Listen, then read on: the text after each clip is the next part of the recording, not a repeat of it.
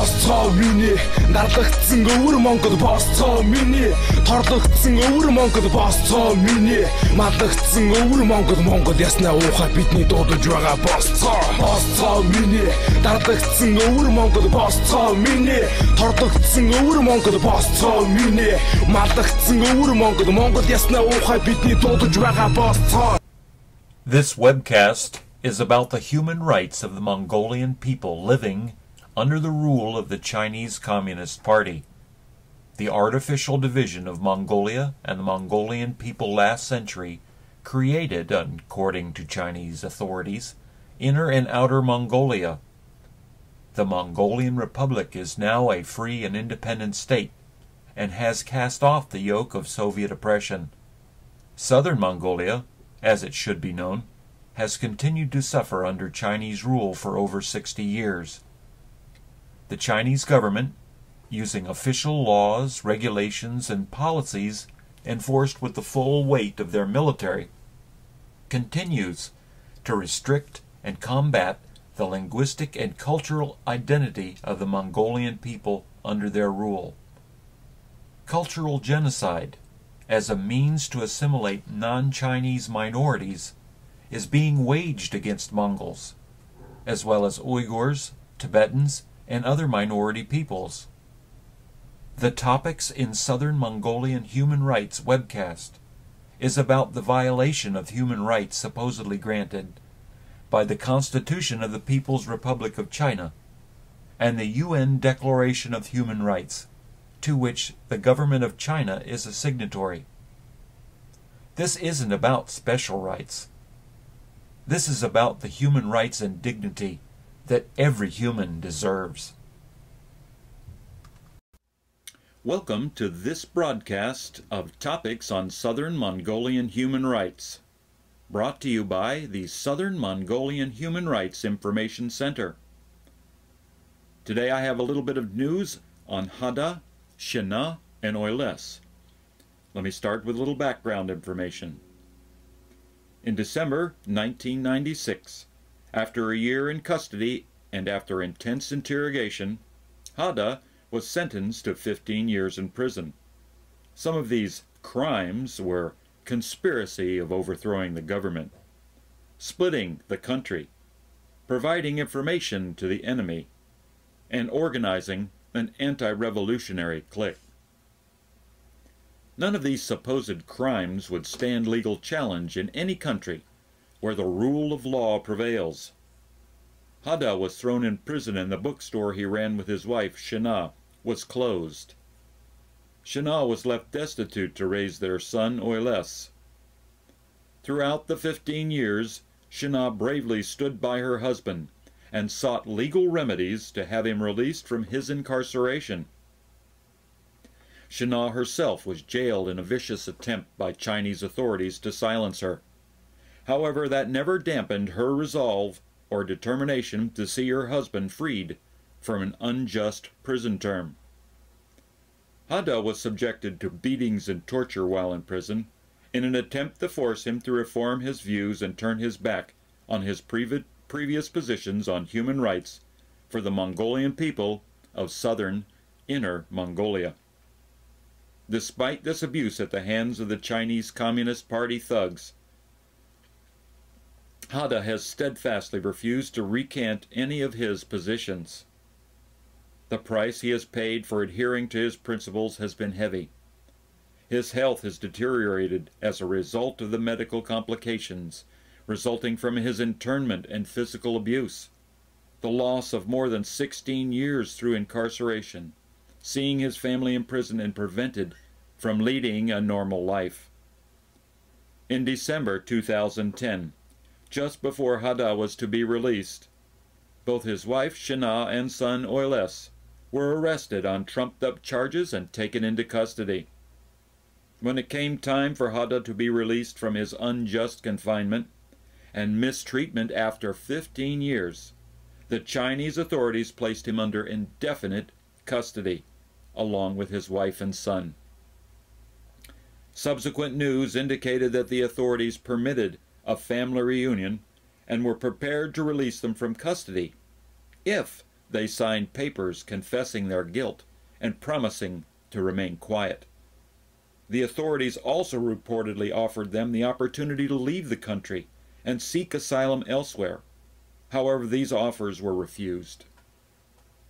As a result of their refusal to cooperate, Hada, Xinna, and Uiles remained under the tight control of the Chinese authorities in an effort to keep them silent.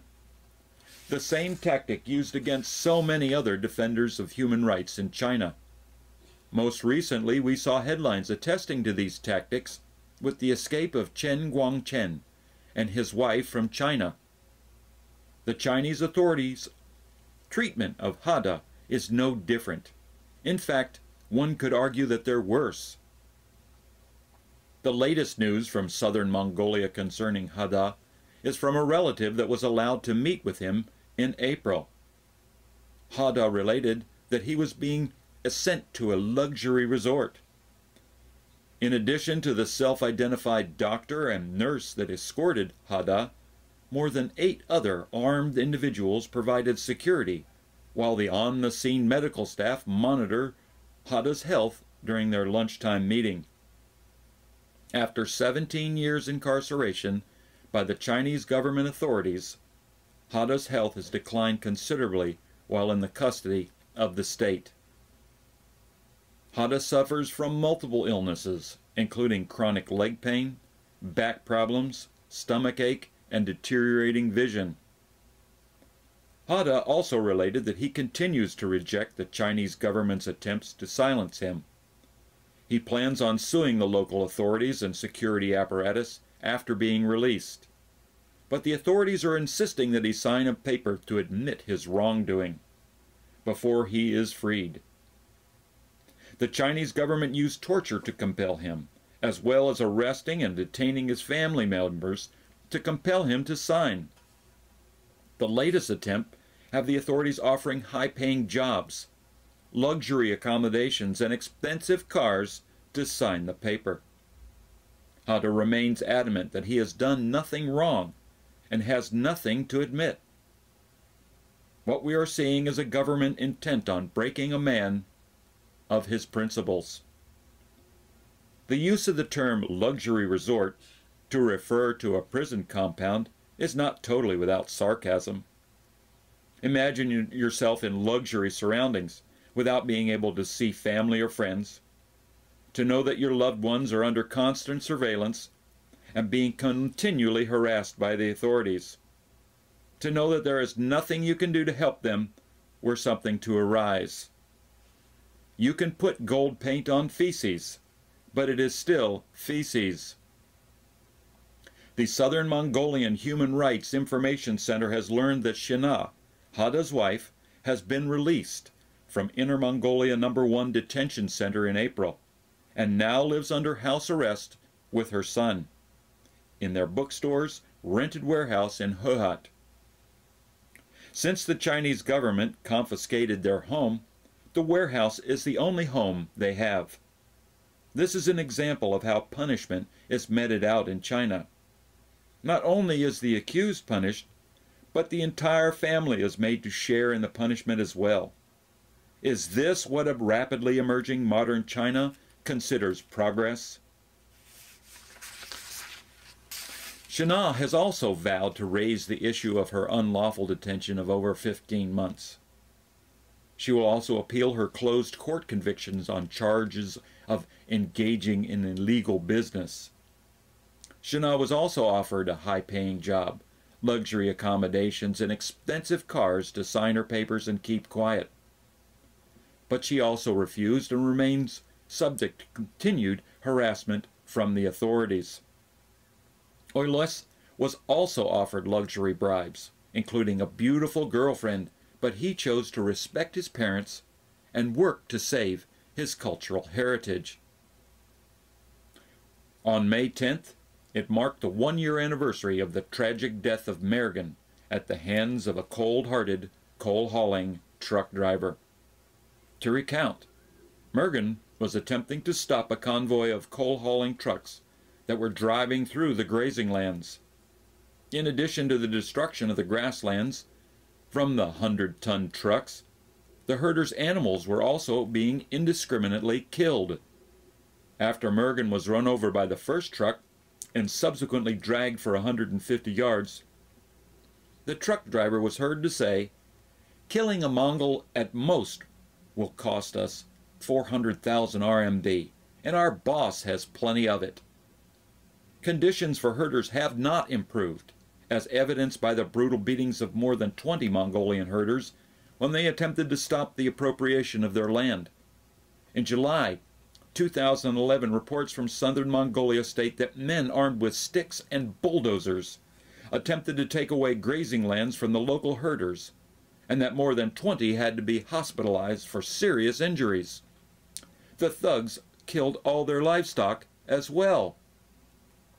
It is difficult to comprehend how a government that aspires to greatness in the 21st century could ignore such basic human rights. Punish a man for 17 years for his supposed crimes, and punish his entire family in a vain attempt to force a confession. The government of China must understand that Hada is a man of principle, and he's prepared to die for it. The fact that the government of China fails to recognize this merely points to the lack of any principle by them beyond the pursuit of the dollar.